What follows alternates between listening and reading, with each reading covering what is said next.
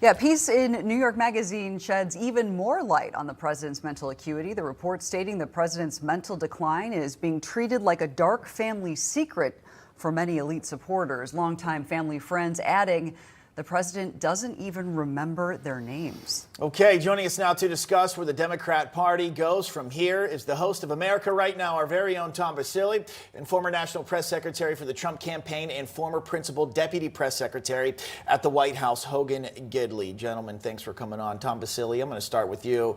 You've worked in presidential administrations before at the highest level of government. What do you think is going on behind the scenes? I don't think we've ever seen anything like this. And then maybe just your reaction to what James Rosen said at the end there about those bucket statements that he kind of goes to when he doesn't know what else to say. Look, we're watching the end. We're watching the end of Joe Biden. It's going to happen, all right? None of the stuff that we have seen over the last week happens organically. When New York Magazine, the New York Times, all of these folks suddenly decide to do a gigantic pile-on on this president, that is the apparatus of the far left in this country telling Joe it's time to go.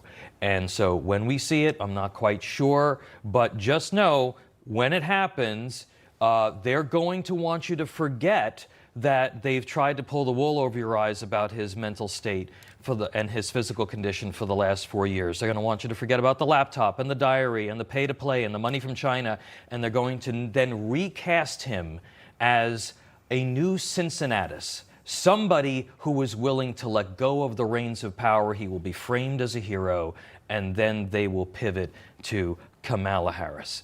I think that's what you're seeing. I think that's what's going to happen, and I think it's all been part of a strategy. They were waiting for their opportunity to lower the boom, and last Thursday he gave them the opportunity.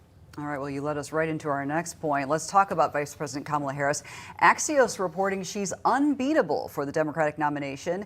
If the president does step aside, is she the best candidate for the party to go against former President Trump?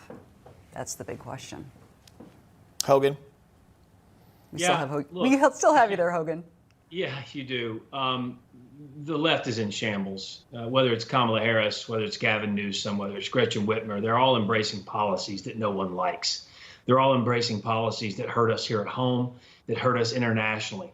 And what we've got to make sure we do as the Republican Party is if they decide to shift to Kamala Harris, we have to point out her complicit behavior with all of these bad policies. She's the border czar, for heaven's sakes. It's been an unmitigated disaster and failure.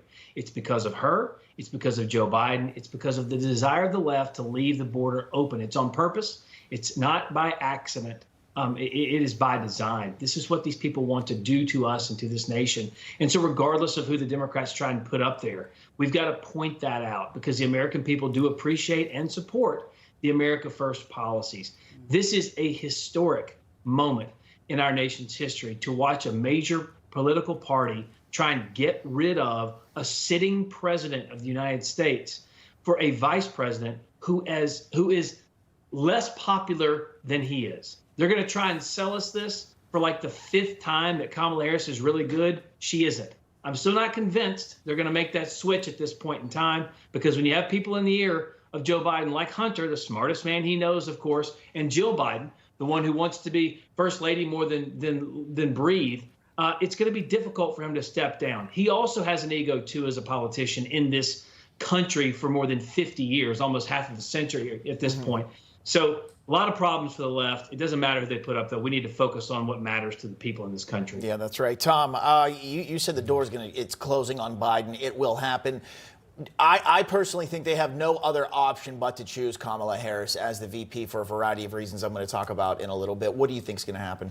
Look, I think it'd be incredibly risky for them to pass her over. And look, they're going to enlist Hollywood. They're going to enlist all of their spinmeisters to try to take somebody who even privately they will tell you has not impressed anyone, who has dramatically underperformed, and try and turn them into a standard bearer. And again, they're going to go back to this DEI stuff. They're going to go back to skin color. They're going to go back to gender. They're going to go back to immutable characteristics. And that's the way that they feel like they're going to try to win this election. Donald Trump just needs to continue to focus on policy.